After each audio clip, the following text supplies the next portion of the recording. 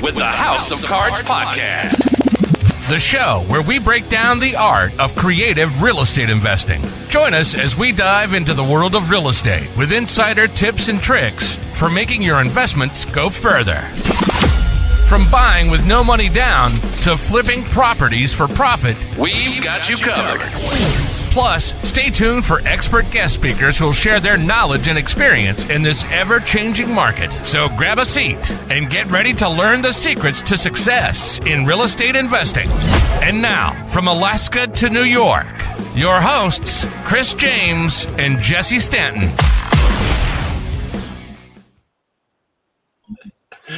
Yo, good morning.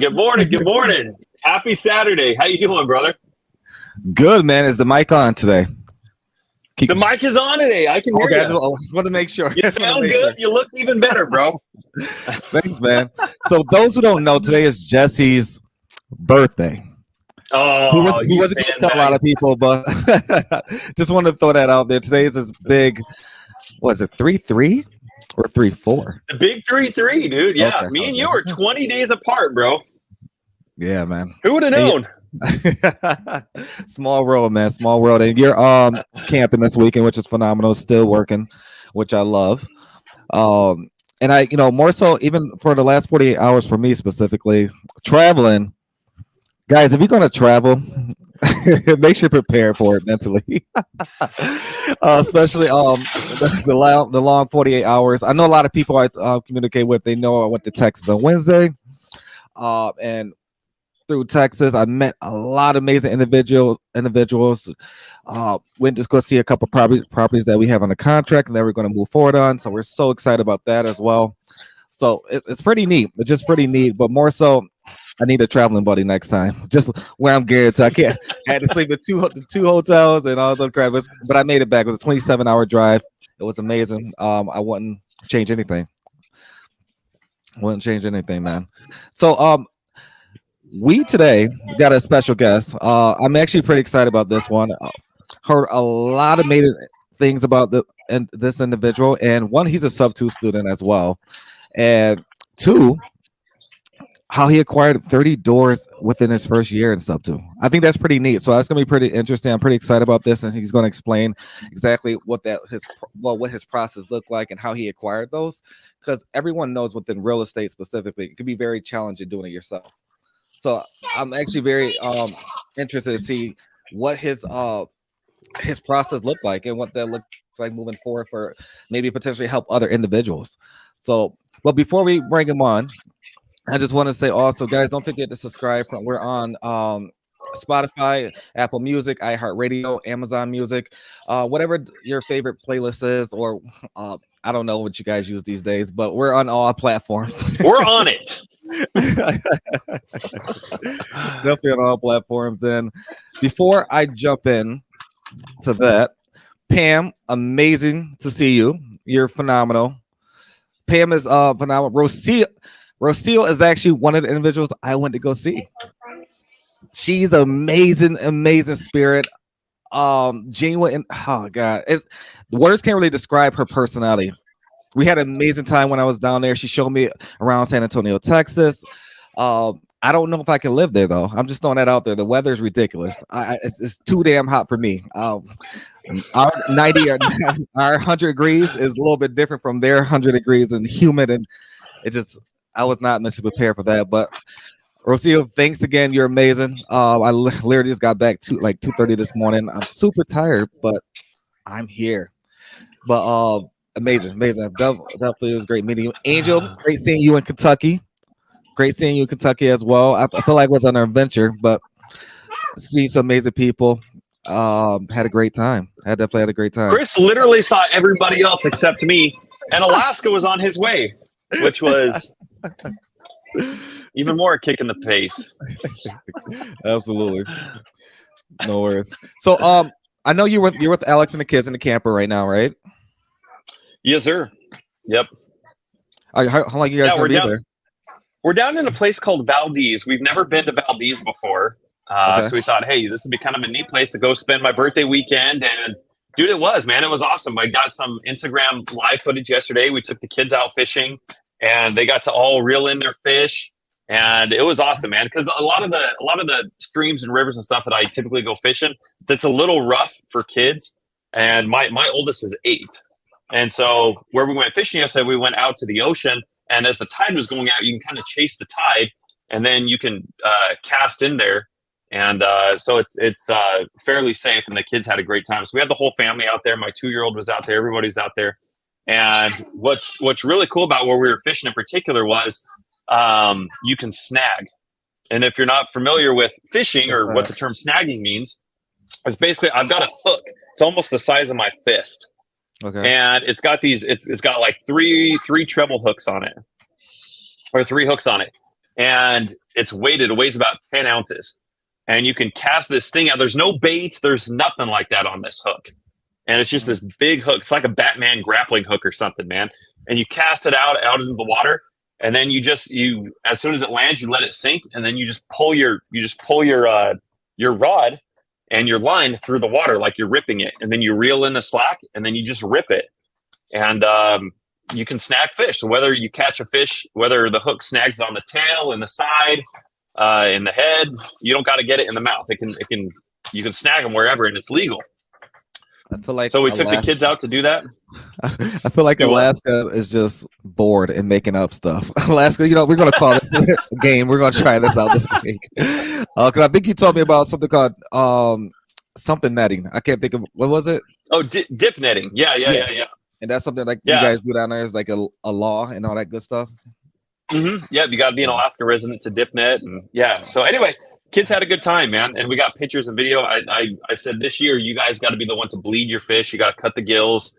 You got to be the one to clean your fish, all that fun stuff. So we got a lot of fun video footage of the kids trying to summon up the courage to do that, to get uncomfortable. So it was a lot of fun.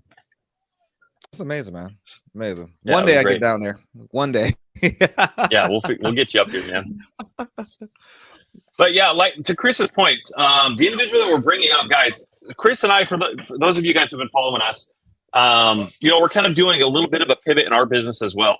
We've been really, really aggressively wholesaling for about the last 10 months or so, 11 months, and we're kind of taking more of a pivot towards buy and hold. And this individual that we're bringing up, if you guys are wanting to get more intentional with picking up more properties, then take a couple seconds right now, go grab a pen and a paper and get ready to take some notes. This individual picked up over 30 doors in his first year in Subto.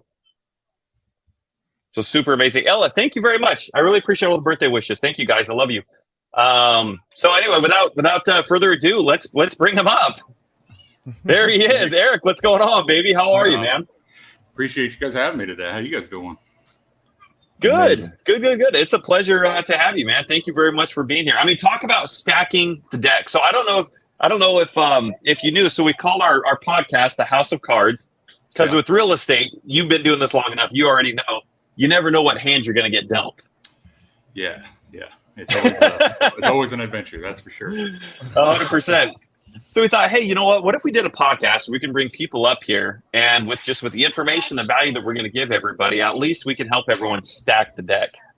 So you, sir, are definitely doing that. So we really appreciate the opportunity to have you on. So thank you again. I appreciate for bringing me on. It's exciting. It's my first full-fledged podcast I've been on, so it's awesome. First of many. We'll really appreciate you. Yeah. So let's every superhero has their origin story. For everybody who doesn't know you, where does that start for you? It starts in West Virginia. It's where I originally am from. My background is in construction, so I was in the military right out of high school, essentially, because I grew up in a very poor part of West Virginia. There's not a lot of jobs, not a lot of opportunity. The only way that I thought I could make something of myself is to get out, and the military was the easiest way to do that. So I joined the Army in 2004. Was in a short time, and I got hurt, unfortunately. Hurt my shoulder and got a honorable discharge, medical discharge, within 2 years of being in the military. And it was off to the races. I had to figure out what the next chapter was. So I went from the military and got into construction, industrial construction. I joined a local union that went through an apprenticeship trade school for 4 years, and built myself up from not knowing anything as far as industrial construction to where I was a superintendent for the last 6-8 years that I was doing that, running billion-dollar jobs. Having the last job that I did was 30 minutes above Pittsburgh. It was an $8 billion plant. I had at one point 573 people that were underneath of me at any one time. To try and build that plant. So yeah, it was quite a shift from where you come from to where you can get to in that line of field. But so I was there for 2 years, working 6 and 7 days, 10 to 14-hour days, pretty much every day, and that's kind of where I started in real estate. Ironically, I finished that job up, and I had an opportunity to go to the next big job, which was Minnesota. And then I had gotten married while I was in Pittsburgh to the most beautiful woman in the world, the love of my life. And she has 2 younger kids. And when I finished in Pittsburgh, I just really had to stop and evaluate if I wanted to be gone for another 2-3 years and miss that family time. I needed to find something that let me be home and be able to provide the way that I needed to provide. So we went on vacation. On vacation, I decided that I wasn't going on the road again. I was going to be home and be done. And I had to find something that supplemented that income. Being, on a giant job like that, I was making, a really good 6-figure income. So the only thing that I could think of would be real estate. So I started looking into different real estate things. I looked into wholesaling initially. I almost joined in with Astro Flipping and their mentorship and getting in with Jamil and doing that. And it just looked like you can never really get ahead doing wholesaling. You're always chasing a deal, always chasing money. Right. It's a grind, bro. It's a grind. It is. Up to this point, when you're looking over your options, had you even heard of wholesaling? Were you familiar with what that was, or okay, not at all?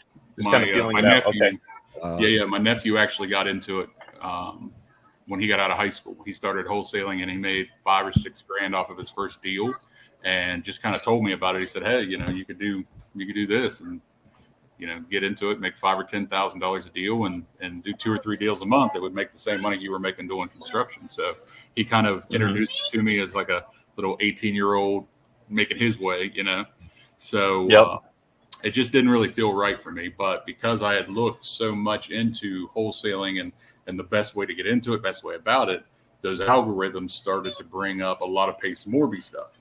So, happened to all of us, man. And we're thankful for it. So I fell down that rabbit hole and watched every YouTube video known to man for Pace. And that just felt right. It felt exactly like what I wanted to do and the direction I wanted to go, because it's something that can create, passive income month over month to where you're not chasing a deal. You are essentially securing your future with every deal. And that felt better for me and for my family. So after having the discussion with my wife, which was an interesting discussion, she said, "Oh, you're giving up $200,000 a year to go and do this that you've never done ever, and you know nothing about. And you also want to spend, the $10,000 to do it." Yeah, that was my first hard sell in real estate and getting that. So got that out the gate. Yeah. So that's what I did. June of 22 is when I joined subto. Last year. Okay, so 13 months ago. Yeah. So I joined June of last year. And my thought process when I got into it was, there are people that I'm competing against after these deals that have 5, 10, 15, 20 years of experience in real estate. They know everything there is to know about it. I know nothing. I come from construction. So I needed to shorten the gap from what they know to what I know. Yep. So from June to September, I essentially did 16-hour days nonstop, 6 a.m. to midnight, give or take. And I went through every piece of content that was in the Subto vault. I talked to everybody in Subto I can have a conversation with. I went through all of the bonus Zooms for door knocking, pre-foreclosures, everything that I could find that would educate me as fast as possible to be able to start acquiring properties, to be able to secure an income to support my family. Because at this point, I didn't have an income. Like once I jumped into this cold turkey. I didn't do another construction job. Which is not the way to do it. I want to put that out there. Do not do that. Because it was very stressful. It was a lot of undue pressure to do that. There was a lot of difficult weeks and a lot of doubt and a lot of headaches because you're giving up security for the unknown. And absolutely, I would not recommend people doing that. But I'm always hit the gas pedal type of a person. So that's the way that it just happened to work out for me. So when you join Subto and you're going through all this content and you're kind of just trying to figure out and talking to all these people and trying to figure out what way you're going to move forward in this, was it at this point that you realized that you didn't want to wholesale, or did you know before you even joined Subto that wholesaling wasn't going to be for you? I knew that wholesaling was going to be something that I did, but it was going to be like very minimal. Like if wholesale was not going to be primary of what I was going to be doing. If we found a deal and it just didn't make sense for us because it was, just outside of our target market, we would wholesale that just to be able to make sure that we're using every opportunity possible. But it was not going to be the centerfold of our business strategy or my business strategy at this point. So my first direction once I went through all the content was I needed to figure out a way to supplement the income that I had before. So like I said, I made about $200,000 a year on average when I was doing construction. So the only thing that I could think of initially that would make that up in the shortest amount of time was giant multifamily deals. You know what I mean? You can get in with 4 or 5 guys, hit one big multifamily, and you can have a $50,000 or $60,000 once you get your share after everything. You know what I mean, on a 200 unit property, So I thought, well, if I did 1 or 2 of those in 1 year, that would be a huge leap toward getting to my goal. And that's what I wanted to focus on. So that's all I focused on from essentially August on, once I got my bearings about me on everything that I learned from the vault. So I started tackling as many big multifamilies as I could find. That's interesting. So you joined Subto, and then about 6 to 8 weeks later, after you've talked to all these people, you've gone through all this content, and you've decided, hey, this is the direction that I want to go. I'd love to hear from your perspective, like some of the mindset stuff that you're going through, because I know there's a lot of people inside and outside of Subto where they feel like, man, I've got the keys of the kingdom now, and I've got the people. And I think a lot of people cut themselves short and wanting to start in wholesaling simply just because they either don't have the confidence or don't know how to take down properties. Like, how did you get to that point where you were like, hey, you know what? I've never done this stuff before, and I've got a little bit clarity on the direction that I want to go. And you know what? Whether we're talking 20 million properties, 50 million, 10 million, I mean, once you start getting into those 7 digits, it's intimidating to a lot of people. And that alone can be a factor, just keeping them from wanting to move forward or having the confidence to say, hey, I can do this. Can you go into some of those? What was your mindset as you're gathering all this information and making that decision, saying, hey, you know what? I'm going to do this, and I can get other people to come in on this, and it's who, not how. My mindset essentially was, don't fail. I mean, that's the only thing that was running through my head. Don't fail. You know what I mean? Yeah. You took a chance. You took your shot at something that, could, if done right, provide generational wealth for my wife and kids, right? I cannot fail. Like, whatever I'm doing, do not fail. Like, if I mess up this, I mess up this, I mess up this, great. Learn from it. Don't do it again. Keep stepping forward. Like, it just, like, relentless progression is what I always kind of contributed to.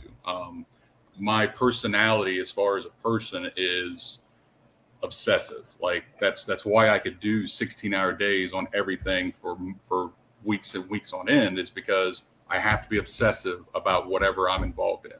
I cannot do halfway in and halfway out. I don't work that way. Like if I'm not giving absolutely everything I have to it, there's no way that I'm going to be as successful as I should have been. And then I'm always going to regret that. You know what I mean? So I don't have regrets on anything that I ever do because I have that mentality going into it.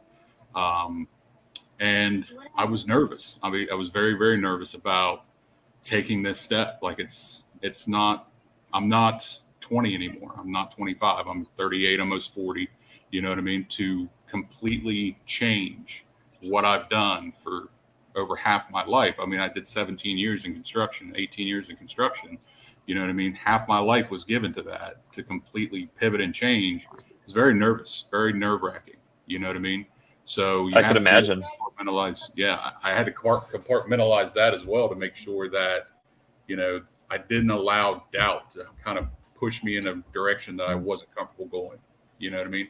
And I think a lot of people that I see, especially coming into sub 2, and I'm in a lot of non-sub 2 groups as well that I reach out and involve with, people doubt what they can do because this is all new to them. This is not something that they're comfortable with. They've never talked to sellers one-on-one or cold called or did these sorts of things that, you know, make them nervous and make them uncomfortable with themselves. You know what I mean?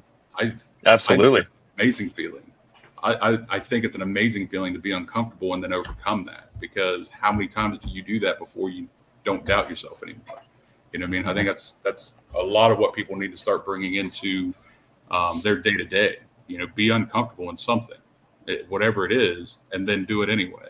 Once you do that, you can look back at 5 times that you were uncomfortable this week and say, yeah, I knocked it out of the park. You know what I mean? Next week, you're not going to be uncomfortable. You're going to take all of those like they're common things and build off of it. Next week, 5 more uncomfortable things. You know what I mean? And just keep rolling with it. I love that, brother. Thank you for sharing that. So so August hits, and then you make that decision that you're going to jump into multifamily, and this is going to be the way that you're going to go. Okay, that was the way I was going to go. And so what is the process there? Did you? Oh, you were wrong. So,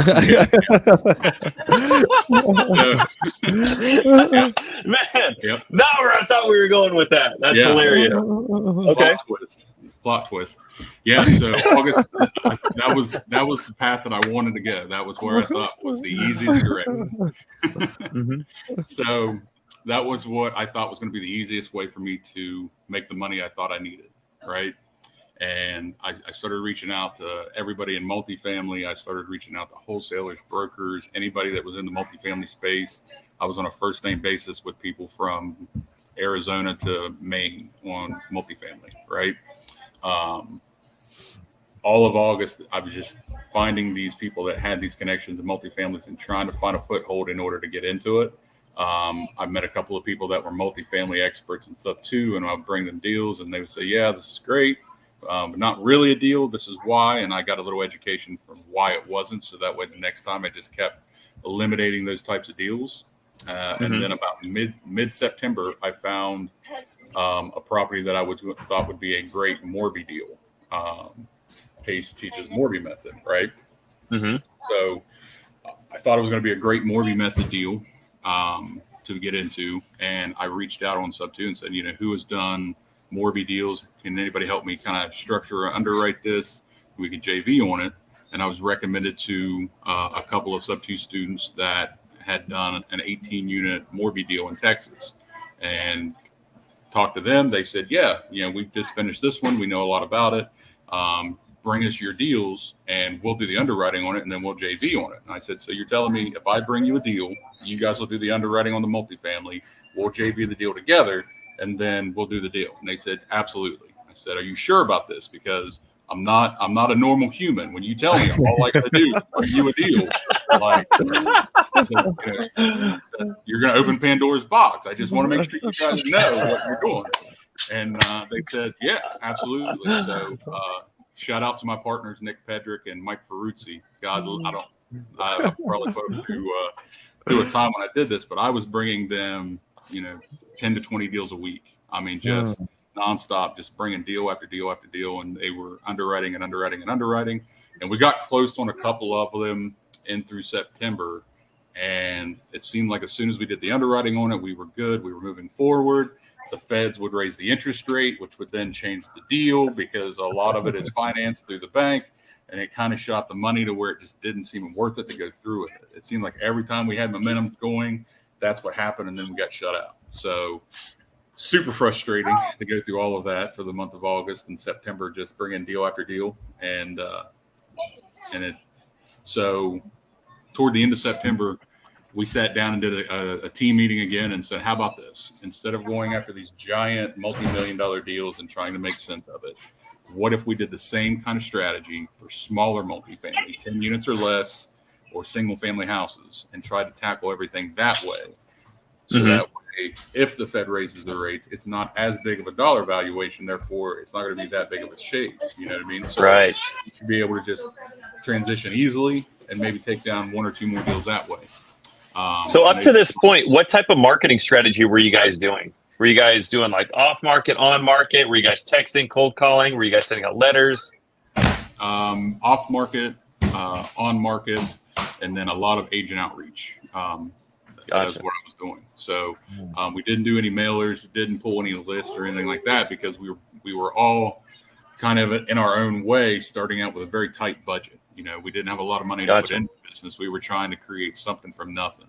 So I love this. To try to go into it with little to no money out of pocket and make something work. That's the goal that we were trying to set. So we refocused our direction, went from big multifamily to small multifamily, and then we're throwing in single families. And by making that simple switch and keeping the same, structure, I'm bringing in acquisitions. They're doing the underwriting. Nick is a licensed agent for 10 years in upstate New York. So he was very comfortable with the contracts and did all of our TC work. We put 6 properties under contract in October, ended up closing on 4 of the 6. One of them failed an inspection for the foundation, and the other one, the buyer backed out on us. Her daughter had a issue that she wanted to move her into that house instead and just kind of backed out on us. So we closed 4 out of the 6 that month. November, I think we closed 4 or 5 deals in November. We closed 3 or 4 deals in December. Closed a 7-unit portfolio in January, and it just seemed like it steamrolled after that. Wow. We bought our first property in October, and from October to now, I think we're 46 doors, 47 doors since October is what we've acquired. So yeah, it's been crazy. It's been Crazy would be an understatement, bro. Right. Man, what you guys have been doing is absolutely phenomenal, man.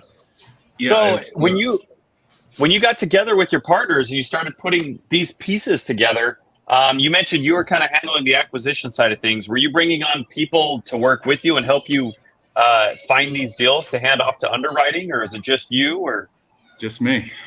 Yeah, just you. Me. Yep. Because I went through so many wholesalers and things like that when I was looking at the multifamily, I had a lot of those relationships already built. I was talking to all of them. I think 45 or 50 different wholesalers is like every day, every other day. I was messaging them, calling them, sending them an email. Hey, do you got anything, this, and this? This is our buy box. This is what we're looking for. Try to get creative deals, and just, like I said, relentless progression. Just keep hitting these people over and over and over again to where they know you're serious and they're going to want to bring things to you. So because I'd already built that wholesaler relationships, I had my own network with that. I had a lot of relationships with agents and things like that. They did the same thing. Hey, every week I'm contacting these people 20 and 30 times, a week. Hey, this is what I'm looking for, this type of thing. I see your listing, would this be something interesting? I would go through every brokerage within 30 miles and stop and talk to the agents face to face, say, this is what we're looking for. This is what we're doing. If you have any issues, call me. This is my card, and continue to build the network of people that consistently see deals, right? These people see deals every single day. That's all they do is find a deal, sell a deal, right? Mhm. And I started leveraging those networks, those communications that I had, that I grew up from doing the wrong thing all of that time. So it's not necessarily the wrong thing. It just wasn't right for what we were doing at that time. But like I said, shifting your vision into something smaller, something a lot more manageable, especially coming out of pocket for nothing. You know what I mean?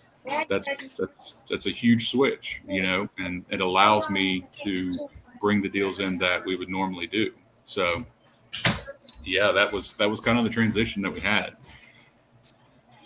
That is really interesting, and it just goes to show that, you know, for everybody who's like, man, I don't have the money, I don't have the resources, I don't have prop stream, I don't have the time to call these leads, I don't have, like, you guys have virtually no overhead, and now you own over 40 doors. And what is that? 9 months, 10 months? Yeah, something like that. Since October, man, that is absolutely unreal. Were all these purchased creatively, or 95%? Did you guys? Yeah, 95% of them were creative. Wow. I think we bought 2 deals cash just because they were very, very inexpensive. But so one of them, my partner Mike has had money in a HELOC that he had set aside. He purchased it with his HELOC money, but we're paying him a preferred interest rate, just like he was a private money lender coming in. Cash. So it cash flowed, you know, for a duplex in Pittsburgh, it makes $1,800 a month. So there's plenty of room there to be able to pay him out his, you know, interest rate every month out of the cash flow, and then, you know, make money above that. So we did that on that one, and then another duplex in Ohio. We bought cash just because it was very inexpensive. It was $30,000. We borrowed rehab costs to renovate that duplex, the downstairs unit, renovated it. And I think we get $1,500 a month out of it. We bought it for $30,000. So, yeah. Other than that, everything else has been creative. And if that's just not a testament, man, to, you know, when you set your mind to something, you're relentless in your pursuit. And also, the more you have to, like, growing your network and talking to people has to become a foundation. It has to be part of your business plan. It has to be part of your business strategy. I know Chris and I have shared this before, and it's something we continue doing. But that was one of the things that Chris and I did. We spent, when we first got into business together last June, actually, coincidentally enough, Chris and I became business partners last June. In the first 60 days, we were doing 40 hours a week and just networking and just talking to people and doing the same thing you're doing, figuring out what are you doing? What are you after? Where can we be of service? Where can we come into alignment? Just being really intentional with those conversations. Now, at the time, our efforts were centered around wholesaling, but literally same thing where we had no overhead. I paid for an upgraded Zoom account, so that cost me like $120 a year or whatever it is. Yeah. And so we had virtually no overhead, man. And within the first 60 days, you know, we did over $72,000 in wholesaling net. And yeah, it's just been growing ever since, man. It's been a staple in mine and Chris's business ever since. We set time and time block times every single day for meeting with new people. So yeah, it's neat to hear it from a different perspective on how you can take that same concept and with a very targeted avenue, whether you're wholesaling, whether you're buying and holding, you know, whatever it is, and just multiply, just amplify what you're doing, man. This is really absolutely incredible. Yeah. What would you say was the biggest hurdle in all of this? Like, what was the biggest thing in getting this momentum? Because you said you failed a lot, you learned a lot. Like, looking back, if you were to restart that entire process again today, what would you do to shortcut that? I would build a lot more relationships with private money first.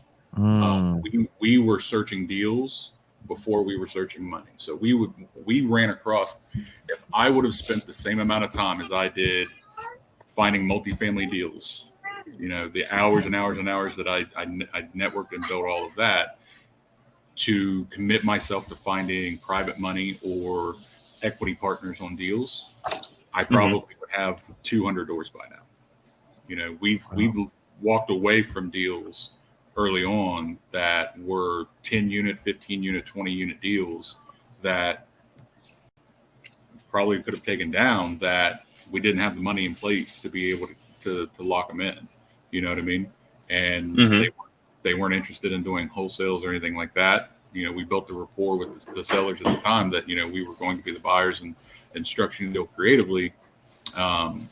They specifically asked us, you know, you're buying, not wholesaling this, you know? So yeah, we ended up having to walk away from a lot of deals because we just did not have that backup that we needed to acquire properties, you know, that we should have.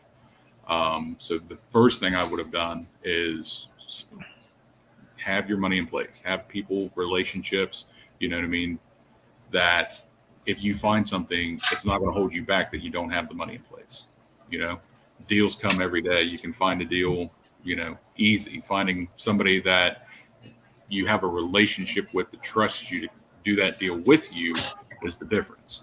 And that's the first thing that I would have done. The second thing I would have done is put a lot more emphasis on how to structure your business. If you were looking at, you know, acquiring 20 deals, 30 deals in a year, you know, you need to have an infrastructure for that. You know what I mean? And that's something that we didn't have.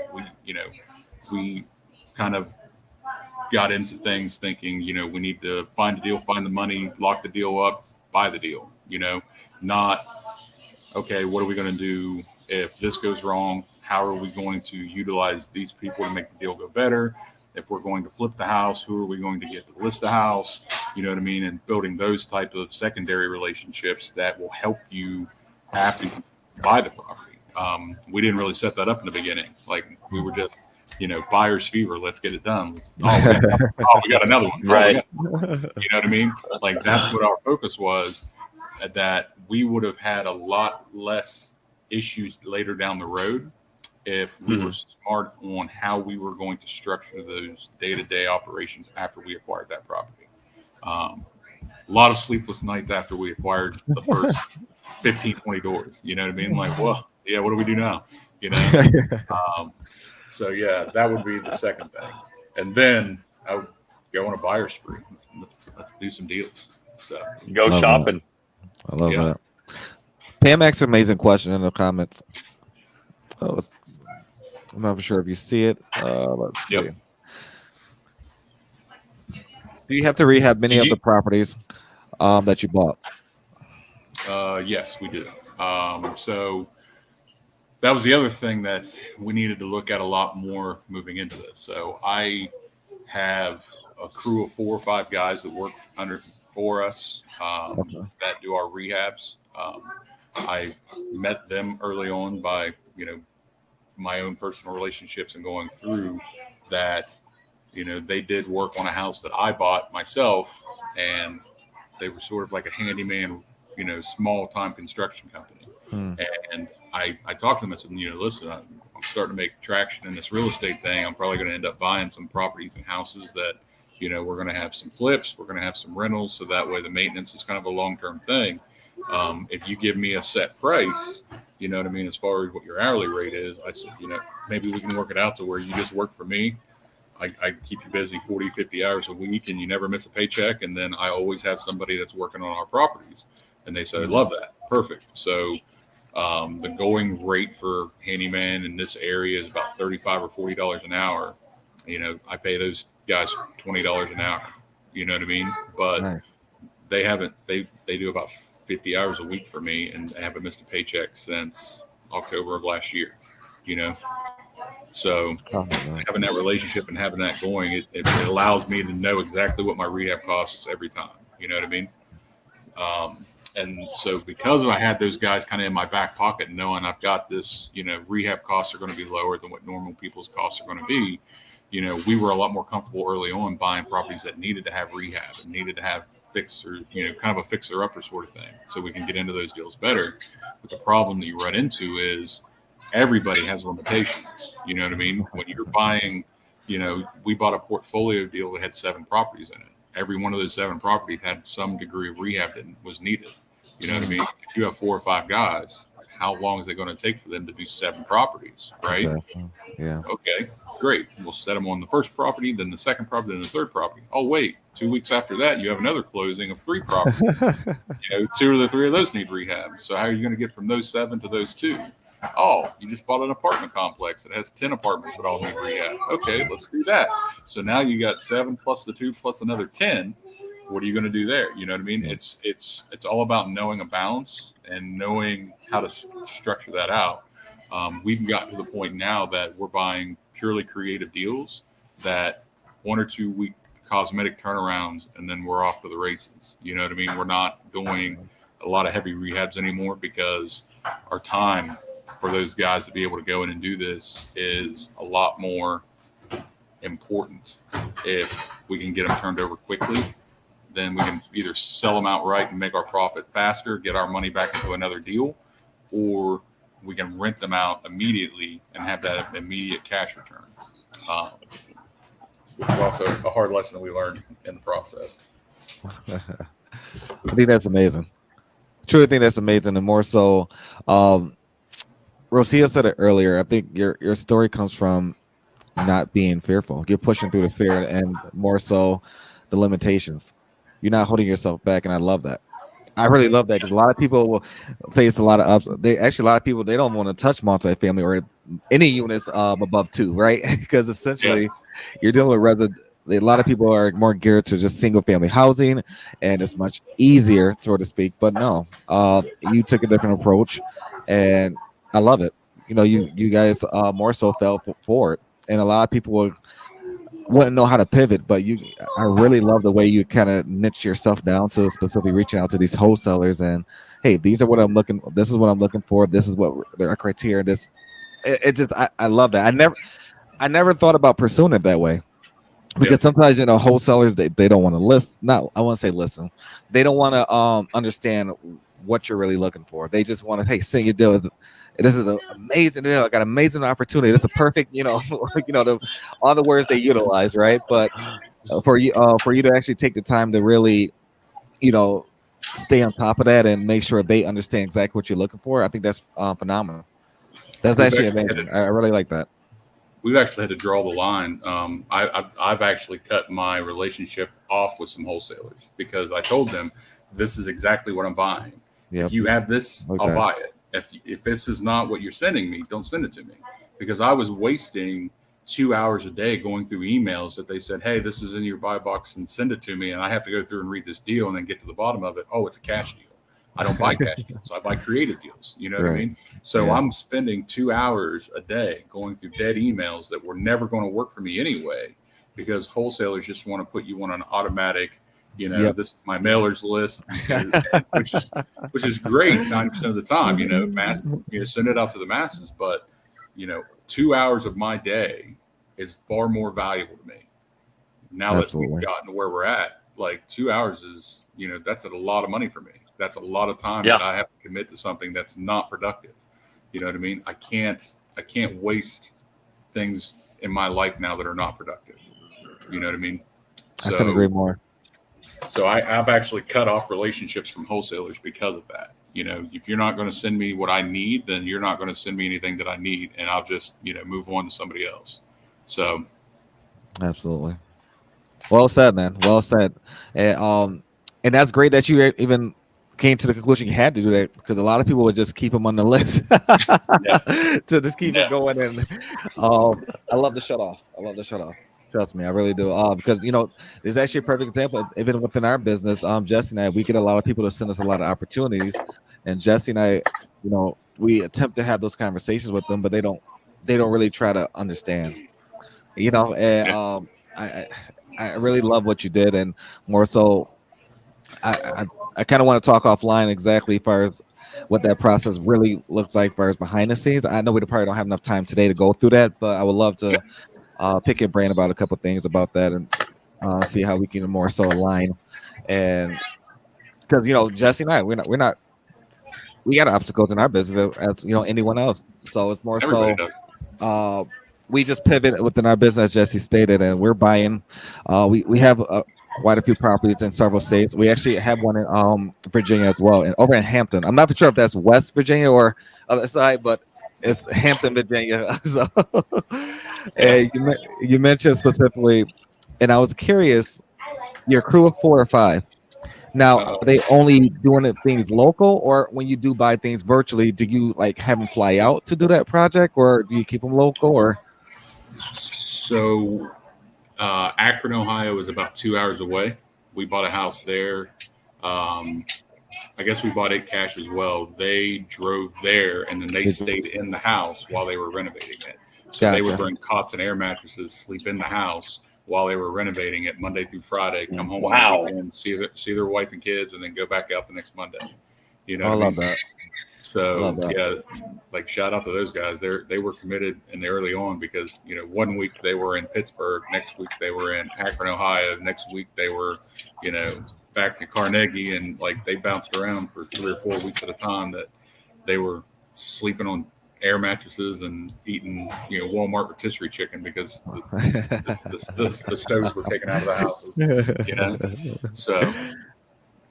No, I love that. I love that, man. And you know, Jesse and I, we properties over in Pittsburgh, and we're buying more in Pittsburgh. So I think we can, if you're open to it, I want to overwhelm you guys, but you know, more so as we take down a lot more properties in Pittsburgh, will you guys be open to that, or is that something I don't want to pull them away to say, hey, here's a project over here? I mean, if we JV on it together, I'm sure that we can get something to happen. Gotcha. I've got enough work. Just some properties right now. I've got enough work for the guys for the next 3 or 4 months.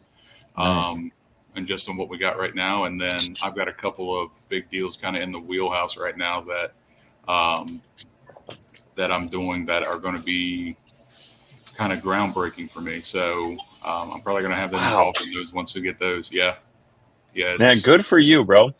Yeah. Pam asked a great question. I'm curious because Chris and I, we've had a couple fix and flips up here in Anchorage. And dude, getting good contractors wherever you are is difficult.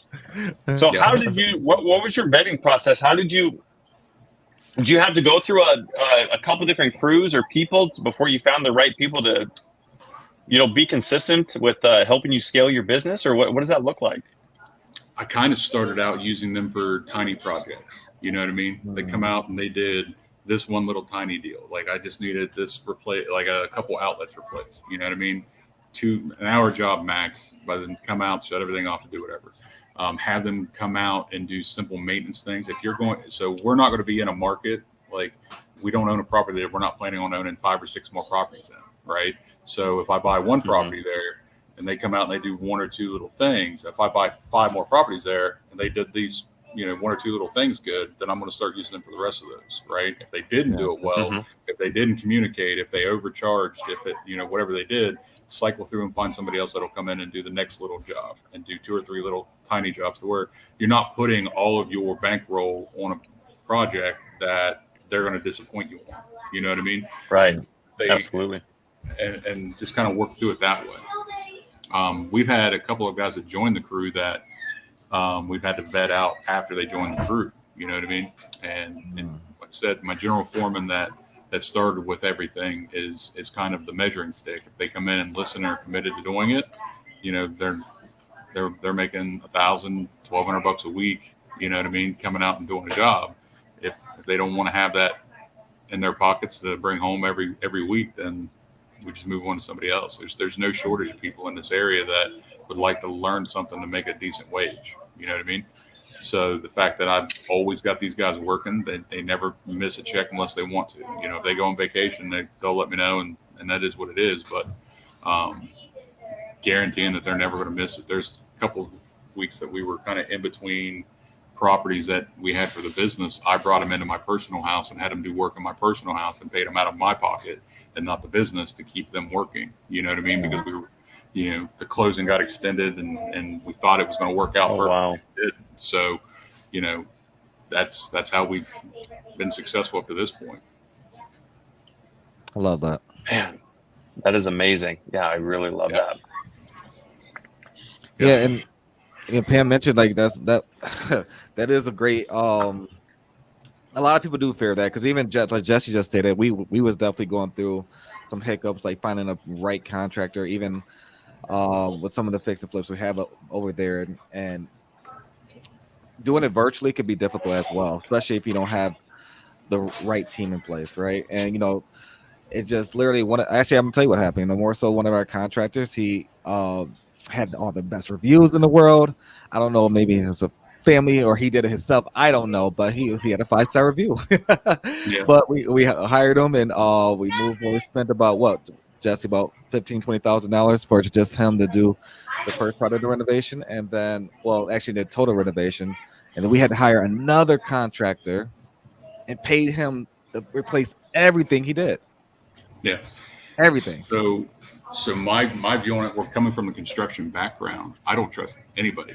Like, I still don't even trust my general foreman completely. You know what I mean? So you're never going to trust the right person, Pam. That's just not going to happen.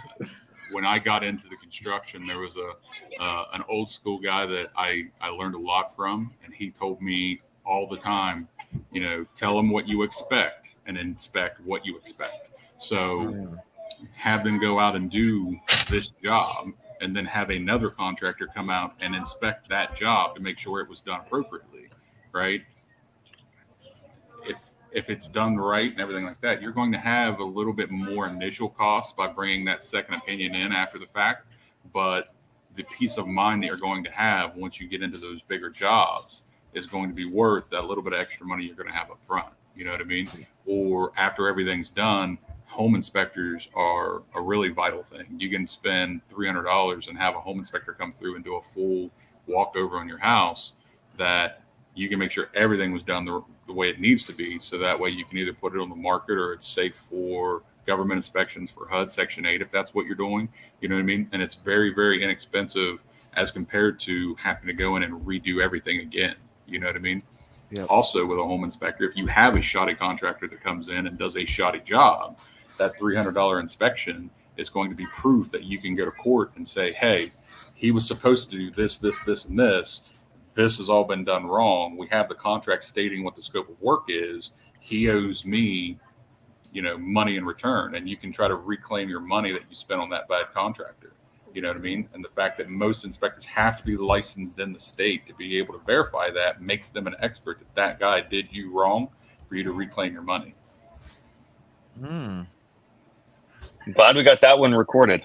Right. Thanks for sharing. Yeah. Wow. Where do you guys? Yeah, that's great advice, man. Where do you guys see yourself heading the rest of the year? The next, what do we got? 4 months left, 4.5 months left or so left in the year. And then what are you guys doing next year? This year, are you guys still focused on that 10 and below, or are you guys going to start going into bigger stuff as well, 100, 200 plus units? Our focus right now is to buy as many doors as possible in my local market. That's our vision moving forward. Predominantly, okay.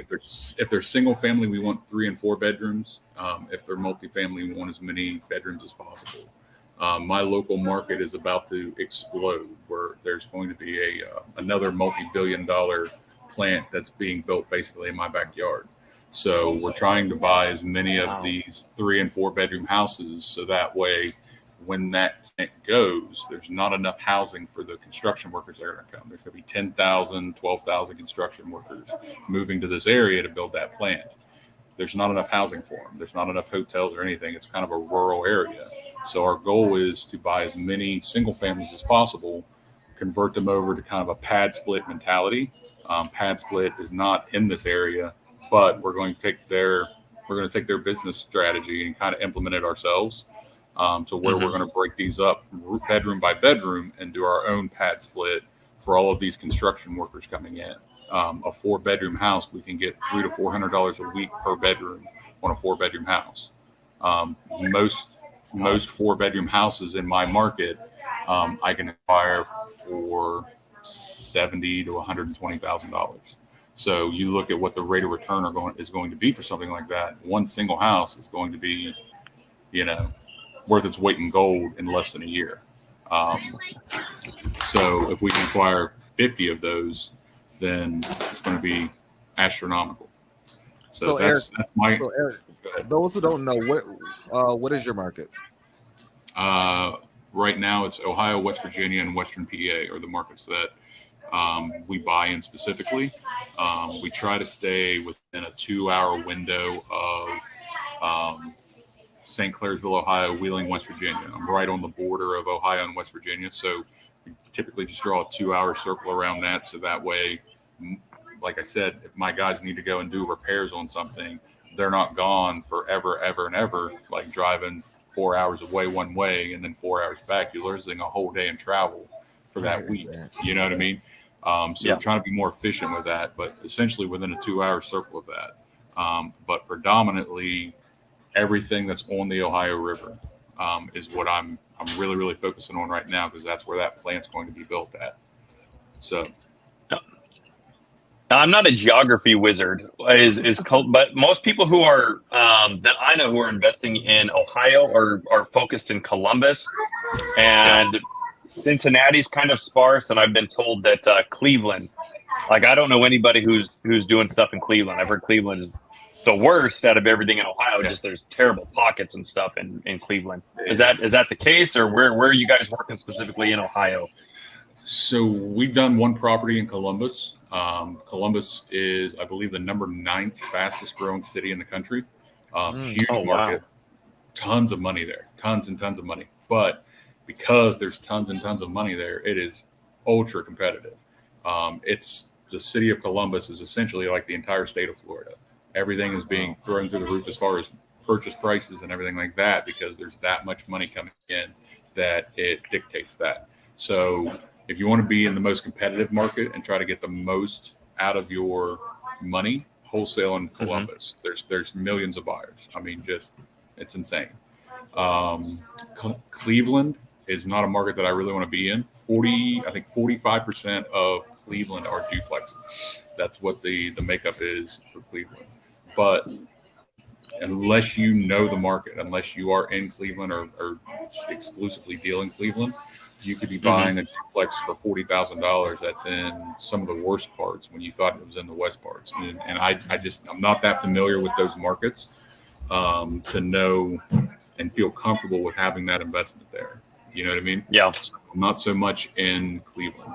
We have a property in Akron. Akron has both a university and a giant hospital. So midterm rentals, we're looking for Cleveland to do traveling nurses. Yeah, I do only buy creative right now to answer that question in the chat. But like I said, predominantly, I'm just getting insane deals in my local market right by the river. I've got a unicorn agent right now that is bringing me 1 or 2 deals a week, creative, that are on market and people just can't get past it. So some of those we're going to keep, some of them we're going to wholesale because we've got an influx of properties right now. There's another agent that is working with me in West Virginia on the West Virginia side. She's brought me 2 or 3 deals. And then as soon as it's kind of a trickle down effect with those agents. If you have a good agent that wants to buy into this, when they close that deal, they'll tell the other people in their brokerages, hey, this guy's serious. Like, he had the money here. He paid the commission. He covered closing costs, everything like this. And they're like, well, what else is he buying? And then 2 more agents will call me within 3 days, you know, and it's like a trickle down effect. They have to see it work in these smaller markets, right? Yeah. In larger markets, everybody's doing everything. So they've heard a little bit about it and they're somewhat savvy about it. But smaller markets like what I'm shopping in, you know, unless they have a proof of concept, then you're just somebody else that is wasting their time. As soon as they have that proof of concept, it's insanely competitive with the agents. They want you to do the next 3 deals with them because they know you're buying and they know that it's, you know, it's almost a guarantee that they're going to get to the closing table. So it's been a pretty, I was getting laughed out of the room last summer by agents in my local market. Like literally, oh, that'll never work here. They were laughing me out of it. And I've closed, I want to say 5 deals creatively in my local market since then. I'm getting ready to buy I'm buying a marina creatively in my local market right now. I just went under contract with it earlier this week. It's going to be Congrats. a $2 million acquisition that I'm doing creatively. And those agents are going to look at, I mean, nobody really knows about it except for, your podcast right now, but nobody in the local market really knows about it until it's done. The sellers kind of wanted to keep it on the down low. But as soon as it's done, it's going to hit the market like wildfire, and it's going to definitely put me on the map. So the same people that were laughing me out of their office last year for, $100,000 house, I'm going to be able to go to them and say, hey, I told you creative works. I just bought a $2 million marina that makes $1 million a year off of it. And this is what I was trying to get you to do last year. So you want to bring me some properties now and let's have some conversations. Come down. I'll buy you lunch at my marina. Let's get a deal. So yeah. Dude, phenomenal, man. Well, we've got about 4 minutes left. So if you guys got any other questions for Eric, please get them in here in the chat. But I want to ask you something real quick. I know we've talked about a lot, brother. And thank you very much for sharing your story and what you guys are doing. Yeah. It's really inspirational to hear what people are doing with, next to, no overhead, no less. So there's really no excuses for anybody to not be out here doing this. We talked about building relationships with wholesalers and vetting contractors. One thing I'd like to dive into real quick, just over maybe a minute or so, is there's a lot of people right now, especially who are doing like the Elephant Challenge, or for a lot of people, that's their avatar is DTA, direct to agent. And I've had a lot of people come to me asking, hey, how do I pitch creative? And I've kind of had my own way of explaining creative to agent that I think has worked for me. But with where you are right now and that being such a major part of your business, what are some of the things that you're doing to build these relationships with these agents to get them to understand creative and to continually start working with you? It's important. The thing that I think I do better than what most people do with agent outreach is I learn how their agency works. Every agency, the brokers have a different way of doing it, whether it's their commission split, whether it's a profit sharing, kind of a setup with the agents and how the agents are getting paid and how they're being able to close deals. EXP, for instance, is one of the, big up and coming agencies in the country. They have a sort of a profit sharing model where one agent will bring in two agents. Those two agents, when they sell, the first agent will get a percentage of their commissions and kind of a profit share. And then they can recruit agents. And when they recruit agents, those agents will get them money, and then they will get the one agent money. And it's almost like a big umbrella. The more agents that they bring into EXP to get more deals done, the more money that one person will make. So if you find one of those agents that's consistently recruiting other agents in, and they're getting profits off of all of their deals, have that agent be your best friend, because they will recommend to all of the agents they brought underneath of them to do deals with you, because they're getting a percentage of every one of their deals too. So you may not do the deal with Jan, but Jan brought in Jill, Brian, and Dave. You know what I mean? They're going to recommend those three agents to work with you as well. So that way they can get a percentage of that deal as well.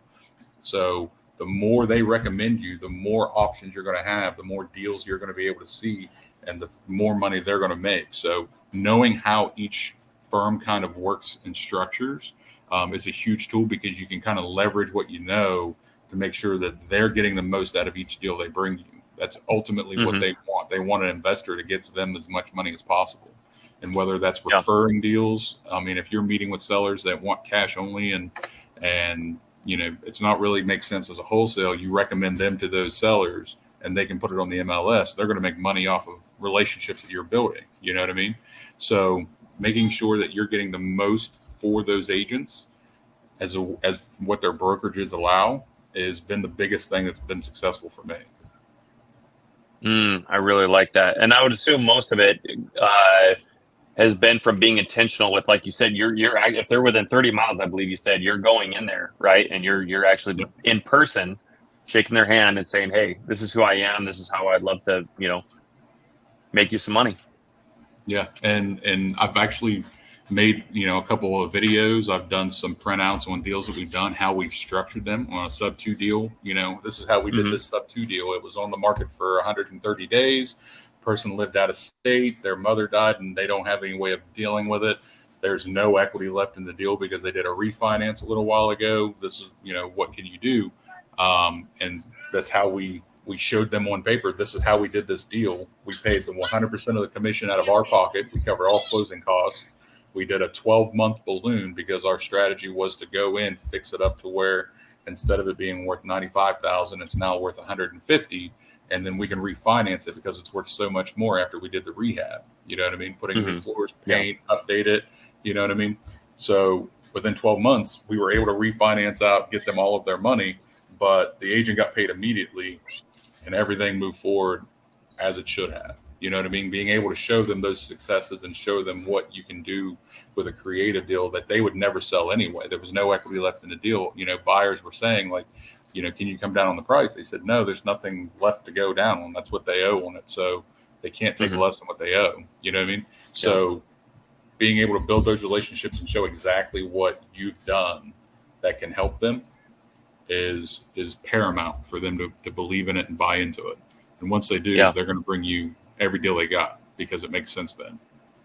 I love that. And Pace has talked about that a lot as well. Even just in some of his most recent stuff he's been doing for the community, talking about just, hey, take a Zoom, create a Loom, create something that you can streamline that process and show proof of concept and just expedite a lot of that back and forth and save yourself a lot of time as well. So we got two more questions real quick that we'll kind of just breeze over.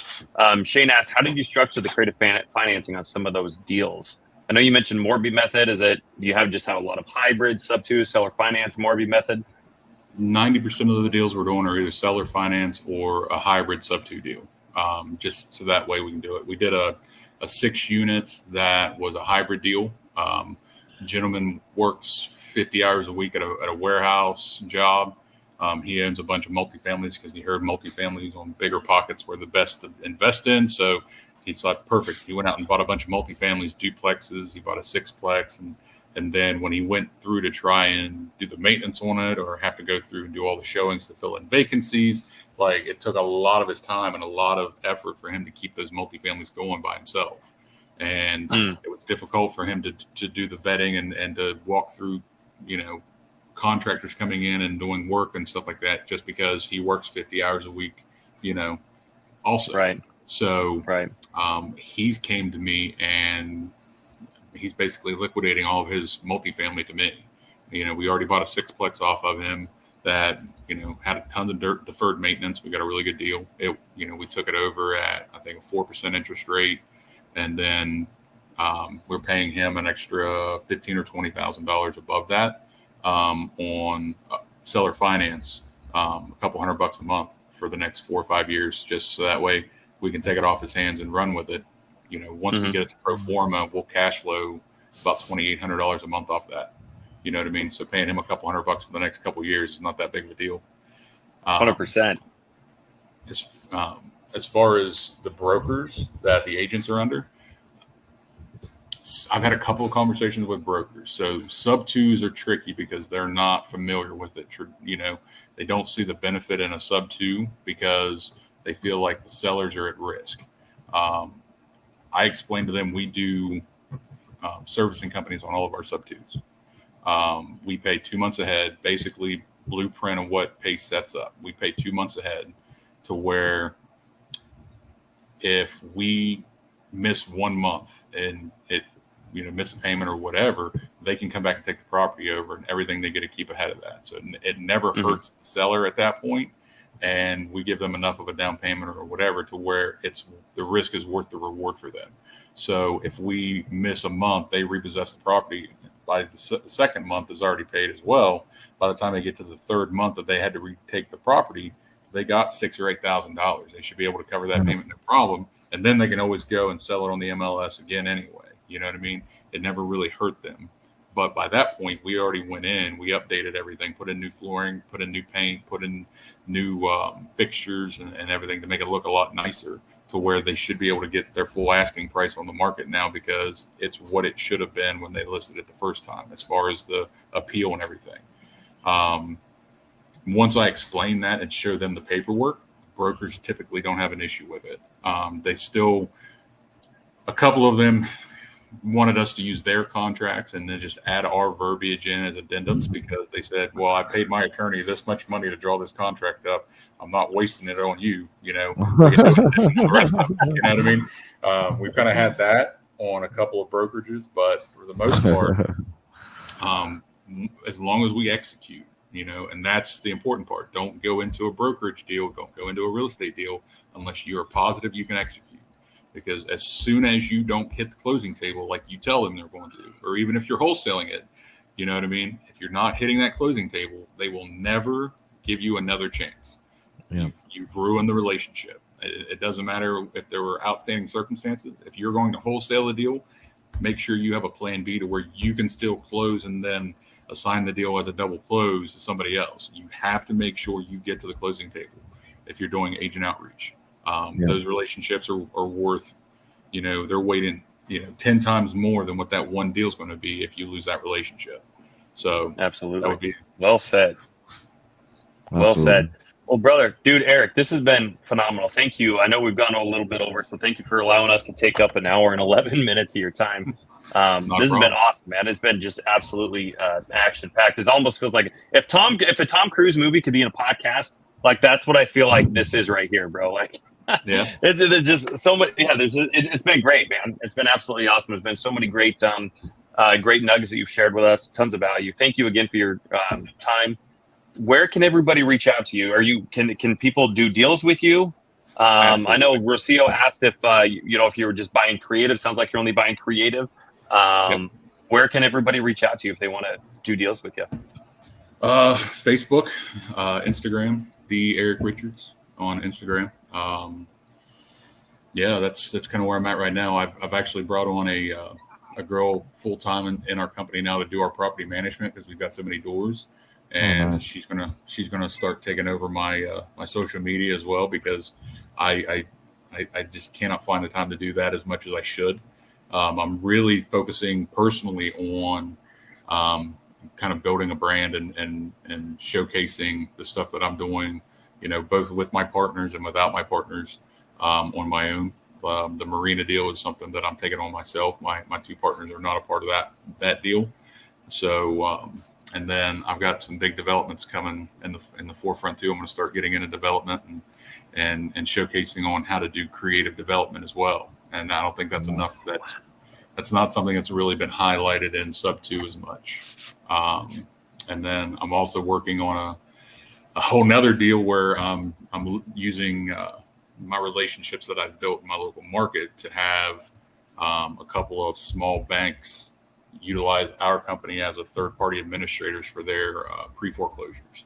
So before people go into foreclosures, they, you know, right before they send them the initial foreclosure paperwork saying, you know, you're this far behind, we're going to begin a foreclosure process.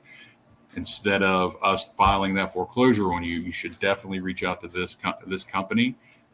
They're affiliated with us. They can help you get out of your situation through multiple, you know, creative ways. You should definitely call them and talk to them. And if the bank is bringing us those people, we have zero overhead costs for pulling pre-foreclosure lists. The boogeyman itself is out of the closet because if the bank is bringing us those people, they're not going to file a due on sale clause because they're recommending these people.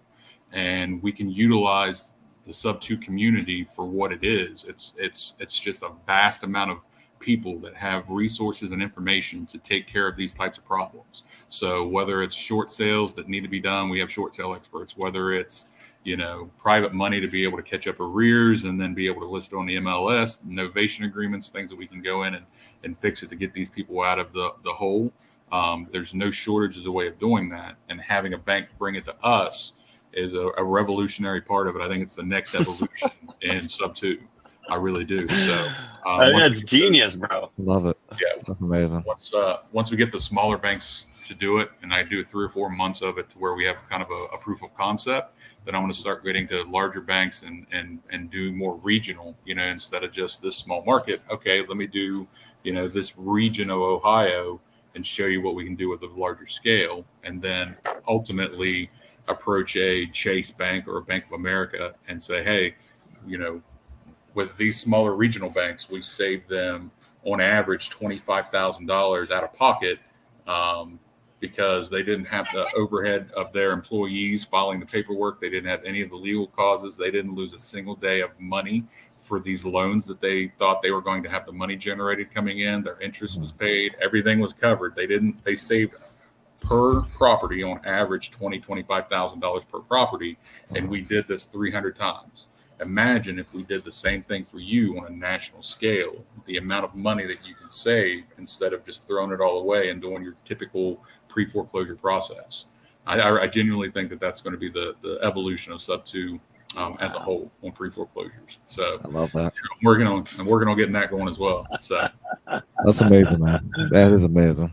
That's phenomenal. Yeah. So yeah, so all you guys out there that's saying, I don't have time to do this or don't do that. Yeah, you do. Absolutely. Yeah. Amazing. So, Eric, once again, how do they get up? How do they reach out to you? Facebook, Instagram? Which one do you prefer? I know you say you're gonna have somebody. Facebook. Facebook. I'm major into Facebook. It's still the leader of the pack as far as being able to connect with people right now. So yeah, Facebook would be the easiest. Eric Richards on Facebook. There is a Rich Investments Group LLC is our business's Facebook page. I'm getting it developed, and that's what my property manager's kind of taking the lead on because, like I said, I don't have a lot of time to commit to doing that, so I'm outsourcing it to more capable hands. But what a blessing, bro! What a blessing to be so busy to say I don't even got time to post on Facebook, man. I've really been trying to do a lot more in subto just because I want to go to these like community camps and stuff like that. The pace is throwing out there, and you got to have that activity for it. But the struggle's real, man. Like I said, I'm still doing 6:30 in the mornings when I'm on the laptop answering emails, getting things going, and I don't typically stop until 11 or 12 o'clock at night, 7 days a week. Yeah. So yeah. Wow. Yeah, off to the races. I love it. Thanks again for coming on today. We truly appreciate this. I know I received a lot of value, and I definitely love to connect more offline. I know we don't have enough time today to really deep dive into your business, but Jesse and I would love to hop on the Zoom and see what the next steps look like. But guys, if you had received any value from Eric, please share, take a screenshot, let people know what he's doing, and let people know that it is possible. You don't need to know every little thing in real estate to acquire this many doors. 45 plus doors within, what was it, a year now? A little bit over a year now? 9 months? 9 months. Yeah, October up to now. Yeah. There's no excuse at all. So I appreciate you sharing that, man. That's amazing. That's very interesting, and I love it, guys. Again, don't forget to subscribe. We're on all platforms. Whatever you got, an iPhone, Android, or if you don't have either devices, Amazon Music, iHeartRadio, all the platforms out there. So, guys, we're going to be back next week, 1:30 Eastern Standard Time. Again, Jesse, happy birthday, man. Enjoy your time with your family. Thank you, brother. You definitely deserve it. I hear the little ones in the background. Tell them to say hey. Tell Alex to say hey. I will. Chris James says hey, fam. Amazing. Until next time, guys. Appreciate it. Thanks for listening to the House of Cards podcast with Chris James and Jesse Stanton. We hope you've enjoyed this episode and have learned something new about real estate investing. Be sure to follow us on Facebook and Instagram for more tips and tricks. And don't forget to subscribe on your favorite podcast platform so you never miss an episode. Until next time.